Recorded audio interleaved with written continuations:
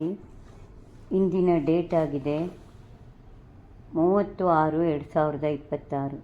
ಇಂದಿನ ವರದಾನ: ಸಂಕಲ್ಪ ಸಮೇತವಾಗಿ ತಮ್ಮ ಸರ್ವ ಖಜಾನೆಯನ್ನು ವಿಲ್ ಮಾಡುವಂಥ ಮೋಹಜೀತ್ ಭವ.